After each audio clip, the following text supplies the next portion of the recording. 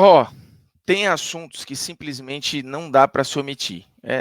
É simples assim. Nunca pensei em ser perfeito, mas vou correr pelo direito. Fala moçada, beleza? Bruno Formiga na área e nada mais. Caso Daniel Alves, eu tenho lido, ouvido e visto muita coisa, volta e meia pinga ali numa rede social. Pô, Formiga, cadê ali um vídeo sobre o Daniel Alves? Você não vai falar nada? Pô, não vai ficar calado, vai passar pano? Pois bem, falemos sobre, e eu quero ir bem amplo na história, tá? Porque muitas coisas me incomodam nesse caso, partindo, óbvio, da notícia que é doída do maior vencedor da história do futebol, de um cara que até um dia desse representava a seleção brasileira, preso na Espanha, acusado de estupro. Preso em prisão preventiva, que na Espanha pode durar até 2 anos, para deixar isso muito claro. A Espanha, e especificamente a Catalunha, que tem um protocolo muito bem elaborado e muito bem feito para esse tipo de caso, incluindo casas noturnas, boates e etc. A garota que acusa o Daniel Alves de estupro, inclusive entrou nesse protocolo, o que fez com que tudo fosse muito rápido e as evidências, os indícios não se perdessem e fossem muito fortes, inclusive contra o brasileiro, que, repito, segue preso na Catalunha em uma prisão preventiva que pode durar até 2 anos. Nesse episódio, tem várias coisas que me incomodam.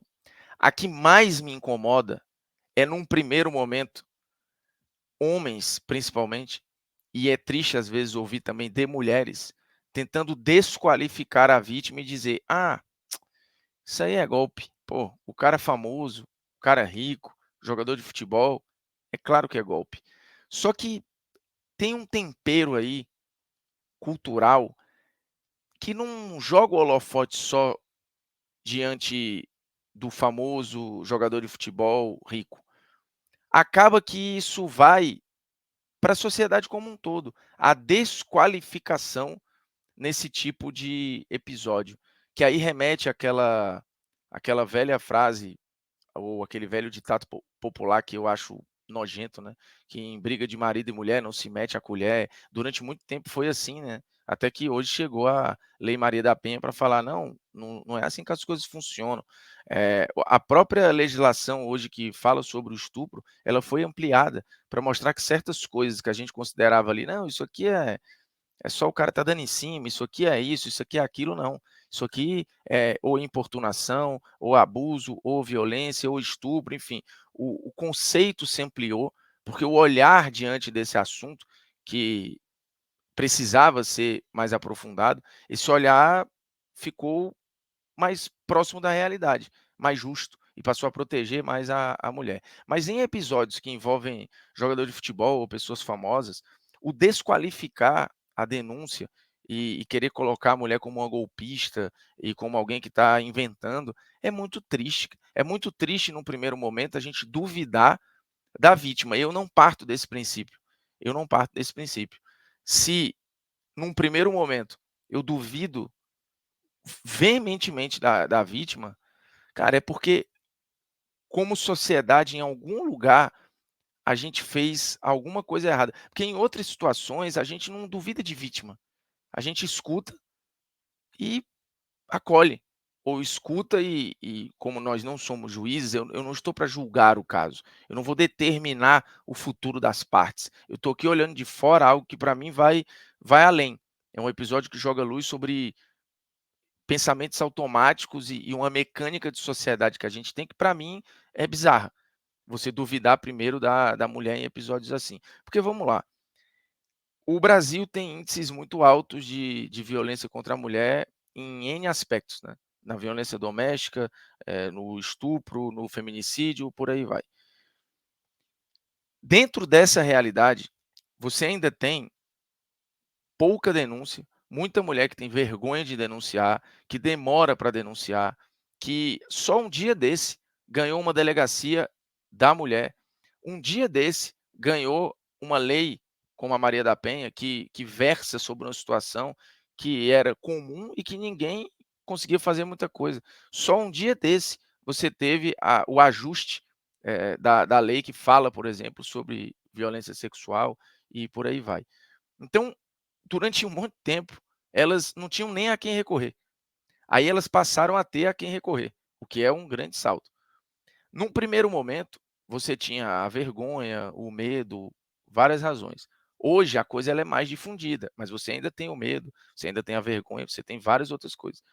E você ainda tem, quando a pessoa pula todas essas barreiras do medo, da vergonha e várias situações, você ainda tem a barreira da dúvida, de gente que tenta desqualificar aquela vítima. E aí eu tô falando aqui da realidade de Brasil, tá? Mas é porque é aqui que a gente escuta pessoas: "Não, isso aí, pô, isso aí é golpe, isso aí é não sei o quê", como se a regra fosse o golpe. Na verdade, a regra são mulheres violentadas. A regra são mulheres que denunciam e que muitas vezes precisam de medida protetiva, precisam de proteção, precisam de uma porção de coisa. A regra são mulheres que se calam às vezes e nem denunciam. E aí você partir de um lugar como se fosse uma verdade absoluta de que: "Não, isso aí é golpe. Ah, porque jogador de futebol sofre isso toda hora. Ah, porque não sei o quê". Gente, a maioria é outra coisa. A realidade, ela é outra coisa. E no episódio do Daniel Alves, os indícios, eles são muito fortes, mas nem precisariam ser, nem precisariam ser. Você tem a notícia, o que me causa o espanto é, tem a notícia. Num primeiro momento, você já ou alguns, cravam que é golpe, que é mentira, que não é assim, nem leem sobre o caso, nem vão atrás de saber e usam exemplos de outros casos que também não tem nada a ver com esse, e que não sustentam a tese de golpe. Por exemplo, o caso do Mike Tyson. O Mike Tyson ficou preso nos Estados Unidos, acusado e condenado por estupro. A mulher que foi estuprada pelo Mike Tyson nunca escreveu um livro sobre isso, nunca, recebeu para transformar a sua história num filme, uma biografia. Pelo contrário, ela teve enormes prejuízos, não só os já práticos da situação, né. Então, aí a pessoa usa: "Não, porque o Mike Tyson", mas como assim o Mike Tyson? O Mike Tyson foi preso, foi condenado em todas as instâncias nos Estados Unidos. Quando o Robinho foi contratado pelo Santos na volta agora, e ele já tinha a acusação de estupro, num primeiro momento, tratando o ídolo numa redoma, as pessoas tentaram proteger e dizer: "Não, espera lá, porque ainda não foi condenado em todas as instâncias, espera aí, porque não é bem assim".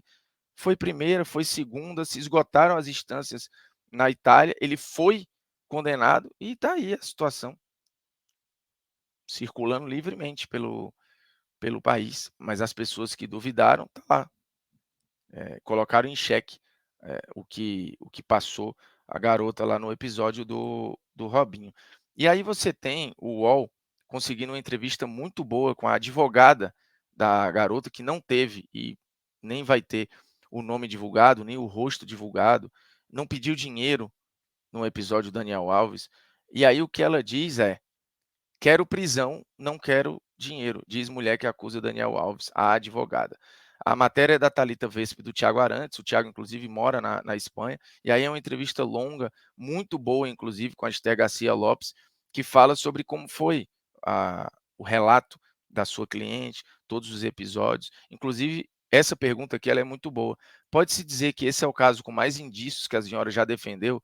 E ela fala: "É um caso com mais indícios que o comum, de fato. E não acho que seja porque o denunciado seja um personagem público.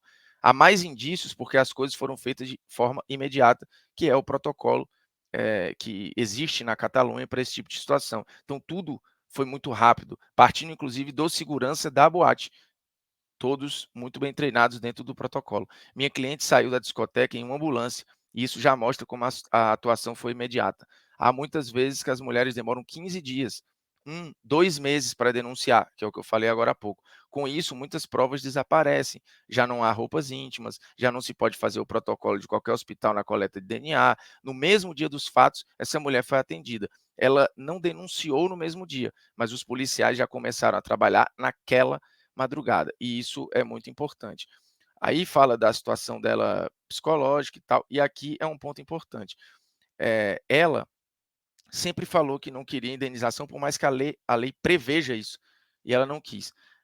E ela fala, né, estou farta de que digam que é uma estratégia, para que ela tenha mais credibilidade como denunciante. Fiquei impactada, porque eu dou assessoramento jurídico gratuito, e logo na primeira visita eu disse tudo o que ela tinha direito, os procedimentos e indenização. Eu expliquei no primeiro dia, uma semana antes de estourar tudo. Lembro do olhar dela, ela me olhou e disse, Esté, eu tenho a sorte de ter boas condições de vida, não quero indenização, quero prisão. Até porque, para muitos idiotas, ter a indenização, que é um direito, reforça a tese esdrúxula e estapafúrdia de que é uma armação contra alguém que tem dinheiro e tal. Como se pessoas que bem-sucedidas ou famosas ou que têm dinheiro não tivessem suscetíveis a fazer merda.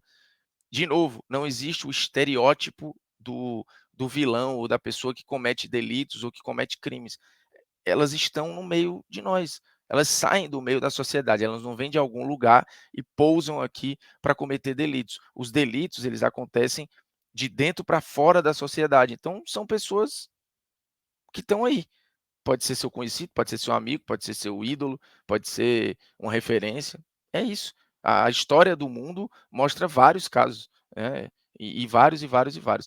Ela foi muito taxativa e isso me impactou. Eu disse: "Eu sei, mas você tem direito à indenização, porque houve lesões físicas e vai haver sequelas, danos morais". Ela insistiu: "Não quero dinheiro". A frase dela foi: "Se tiver dinheiro de indenização envolvido, não vou contratar você". Ela disse desde o primeiro minuto. Inclusive reforçou isso para a juíza. Aqui, ó, quando a juíza perguntou se ela pediria indenização, ela disse que não. A juíza insistiu, dizendo que ela tem o direito de pedir essa indenização. E minha cliente disse de uma forma muito firme que não queria dinheiro, que queria justiça. Ponto. Até agora o rosto da garota não apareceu, o que destrói a tese de que ela quer algum tipo de fama. O nome, muito menos. E a tese do dinheiro também não se sustenta. Portanto, tentar desqualificar uma situação como essa, com vários indícios, com vários protocolos, com o cara preso, eu acho que só pode ser fruto de uma parada assim cultural muito escrota, que de novo desqualifica, duvida, diminui, engaveta, passa pano, que é para quem tem o poder no sentido patriarcal da coisa, né? Seguir fazendo sem ser incomodado. E aqui, de novo, eu estou falando de uma visão macro da coisa, tá? Que vai além. O caso do Daniel Alves, para mim, ele ilustra vários outros. E aí você pega o caso de como foi a postura de muita gente no caso do Robinho, a postura de muita gente no caso do Mike Tyson e por aí vai. Então, assim, vão ter episódios de que pessoas famosas ou acusados acabam sendo inocentados? Vão ter. Vão ter, porque vão ter acusações falsas, vão ter acusações erradas, vão ter golpes, eles vão acontecer. Mas me parece claramente que isso é a minoria. E muita gente usa isso para achar que é uma regra geral e tentar diminuir todos os casos. Não, espera lá, não é bem assim, vamos ver. A justiça vai definir, vai decidir, as coisas estão acontecendo, mas o que eu queria deixar aqui era uma reflexão que para mim vai além, né? Vai além desse caso em específico. Eu tenho uma filha de 11 anos e não gostaria nunca que qualquer tipo de situação que ela passasse, e espero que ela nunca passe, as pessoas duvidassem primeiro dela, assim, num primeiro momento é duvidar. Não, bem, espera lá, vamos ver se é bem assim, não como assim. Eu acho que falta, não sei se é por que que a dúvida é o primeiro sentimento que vem nesses casos e não em outros? Tem outros que, assim, é certo. Pô, você vê como já aconteceu várias vezes aí em porta de supermercado e tal, pô, o cara vê o segurança vê um rapaz, enfia a porrada no rapaz, o rapaz não fez porra nenhuma, mas aí essas imagens viralizam nos grupos de Zap e as pessoas veem, né, um segurança batendo num rapaz negro no chão, elas já determinam assim: "Não, era assalto, era isso, era aquilo", não tem dúvida, não tem dúvida. Agora, no episódio em que uma mulher acusa um cara de estupro, aí tem dúvida. Pô, é brincadeira, é nojento.